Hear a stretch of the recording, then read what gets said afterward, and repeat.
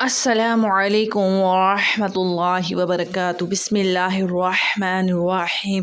تو پیارے بہن بھائیوں، انشاءاللہ آج میں آپ کو ایک ایسا ایمان افروز واقعہ سناؤں گی جو کہ ایک بہن مجھے ملی، اور ان کی زبانی ہی میں آپ کو بتاتی ہوں کہ کس طرح وہ اپنی زندگی کیسے بسر کر رہی تھی اور کیسے اللہ تبارک و تعالیٰ کا اس پر کرم ہوا۔ تو واقعے کو بغیر اسکپ کرے آخر تک دیکھیے گا۔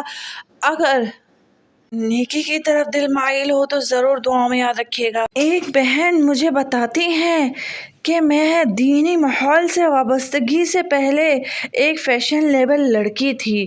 نئے فیشن اپنانا، کالج میں بے پردہ جانا، نیز کوچنگ سینٹر میں لڑکوں کے ساتھ بے تکلفی سے پیش آنا میرے نزدیک معیوب نہ تھا، مگر جب سے میں نے دین اسلام کا پاکیزہ ماحول ملا، میری زندگی تمام خرافات سے پاک ہو گئی اور میں نیکیوں بھری زندگی بسر کرنے لگی۔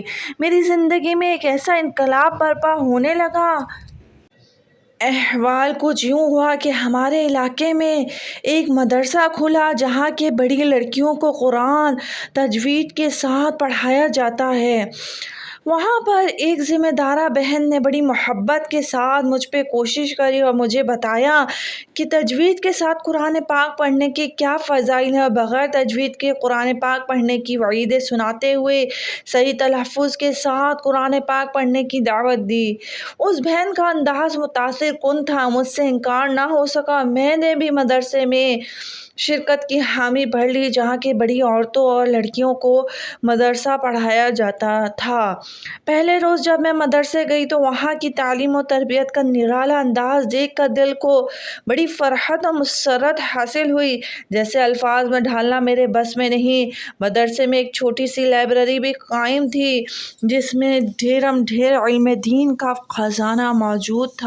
اس لائبریری میں سے میں نے پردے کے بارے میں سوال جواب کتاب جو ہے وہ بڑی غور سے مطالعہ کری، اور پھر میں اس کے اندر کھو گئی۔ اب میں نے ٹپ ٹپ میری آنکھوں سے آنسو بہنے لگے کہ میں کتنی گناہوں بھری زندگی گزار رہی تھی، نیز کہ میں جھوٹ، غیبت، چغلی، حسد، تکبر، وعدہ خلافی، گالی گلوچ، فلمیں، ڈرامے، گانے بازی، بے پردگی، غرض کے ہر گناہ میں مبتلا تھی۔ میں نے رو رو کر اسی وقت اللہ تبارک و تعالیٰ سے توبہ کی، کتاب پڑھنے کے لیے گھر لے آئی، اور گھر لانے کے بعد جب پوری کتاب کا مطالعہ کیا تو مجھے سمجھ آیا کہ ماں باپ کی نافرمانی اور جھوٹ اور غیبت بھی کتنے کتنے بڑے گناہ ہیں، اور بے پردگی کی نحوست، اس سے تو میں کبھی بچی ہی نہیں۔ اللہ پاک نے میرے دل میں یہ بات ڈال دی تھی کہ گھر واپس آنے کے بعد بھی نہ جانے کتنی دیر تک میرے آنکھوں سے آنسو نہیں بند ہو رہے تھے۔ میں دل ہی دل میں خود کو سابقہ گناہوں پہ ملامت کرتی رہی۔ جب دل میں احساس ندامت پیدا ہوا تو آنکھوں سے آنسو اور برسنے لگے۔ پھر میں نمازوں کی پابندی میں نے شروع کر دی، اور آہستہ آہستہ شوق کے مطابق اچھی طرح قرآن پڑھنا بھی سیکھ لیا، فیشن پرستی چھوڑ دی، اللہ تبارک و تعالیٰ کے دین کے کاموں میں لگ گئی۔